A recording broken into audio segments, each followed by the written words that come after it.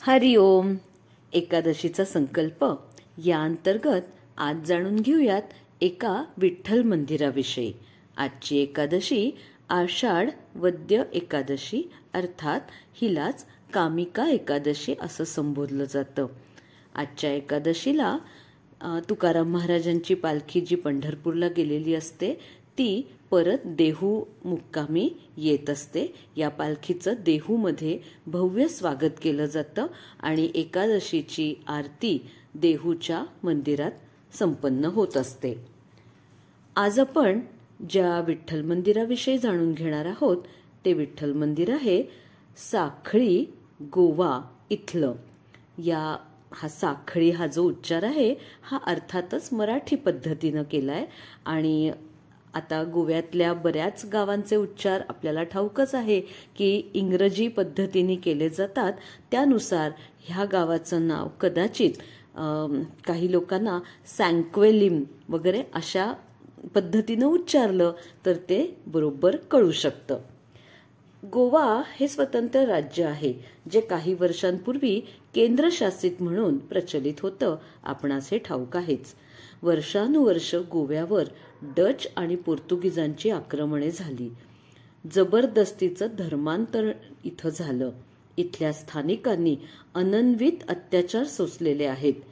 पण त्यातही आपली संस्कृती जपणं ज्यांना शक्य झालं त्यांनी ती जपली आहे. मंदिरं आणि त्यातील मूर्तींचं जीवापाड रक्षण केलं आहे. आता काहींची डागडुजी झालीये तर काहींची नव्यानं बांधणी झालीये. गोव्याच्या मातीत आजही सनातन संस्कृती रुजलेली दिसते आणि ती बहरताना दिसते. खरं म्हणजे गोव्याला आपल्यासारखे अनेक जण केवळ पर्यटनासाठी म्हणून बीचवर 2 दिवस म्हणजे विरंगुळा म्हणून किंवा मौज मस्तीचे घालवण्यासाठी म्हणून जात असतात आणि गोव्याला गेलं की साधारणपणे उत्तर गोवा आणि दक्षिण गोवा अशा 2 म्हणजे सहलींचं तिथे आयोजन केलं जातं. पण आम्ही सुद्धा आता ती सहल पूर्वी गेलो होतो तेव्हा केलेली आहे. परंतु मला असं जाणवलं की अशा काही मंदिरांविषयी माहिती थोडीशी आपल्याला तिथं कमीच मिळते. गोवा म्हटलं की शांतादुर्गेचं मंदिर आहे किंवा मंगेशीचं मंदिर आहे. अशी काही मंदिरं आपण या दक्षिण गोवा उत्तर गोवा या सहलींमध्ये बघू शकतो. पण आज ज्या विठ्ठल मंदिराविषयी सांगणारे हे विठ्ठल मंदिर असेल किंवा अन्यही काही मंदिरं असतील अशा मंदिरांची माहिती सहजासहजी आपल्याला उपलब्ध होत नाही. त्यामुळे आपण गोव्याला जातो ते केवळ पर्यटन, केवळ बीचवर फिरणं आणि 2 दिवस विरंगुळा याच्या पलीकडे गोव्याची ओळखच आपण करून घेत नाही.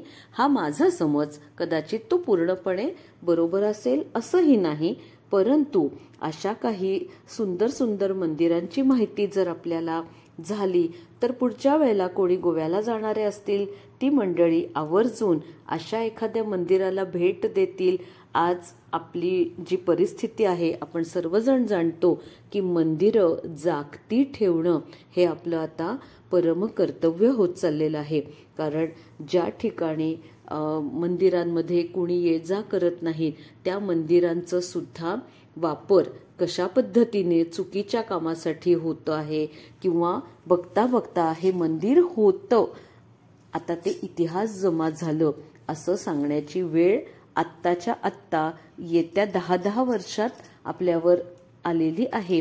ही पण परिस्थिती आपण सर्वजण जाणताच. म्हणूनच विचार केला की एकादशीचा संकल्प या अंतर्गत थोड्या वेगळ्या मंदिरांची माहिती तर घेऊच यात, पण त्या निमित्ताने त्या भागात जे कोणी जाणारे असतील त्यांना तिथे जाण्यासाठी प्रोत्साहनही मिळावं हाही एक हेतू आहे.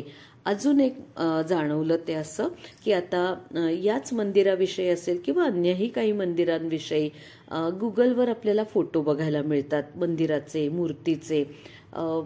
जे कोणी जाऊन येतात ते फोटो टाकतात. पण त्या सगळ्या फोटोंवरनं लिहिलेलं असतं की सब्जेक्ट टू कॉपीराईट.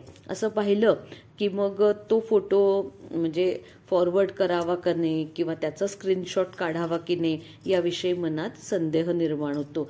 काय माहिती त्याच्या मागचं काही कारण वेगळंही असू शकतं, पण त्यामुळे होतं काय की असे चांगली मंदिरं, त्याचे छान काढलेले फोटो हे पण मग सर्वसामान्य लोकांपर्यंत सहजासहजी पोचायला एक अटकावच आपणच घालून देतोय ना. याच्यावर सुद्धा जे कोणी हे ऐकत असतील त्यांनी अवश्य विचार करावा. आता आपण मंदिराविषयी जाणून घेऊयात.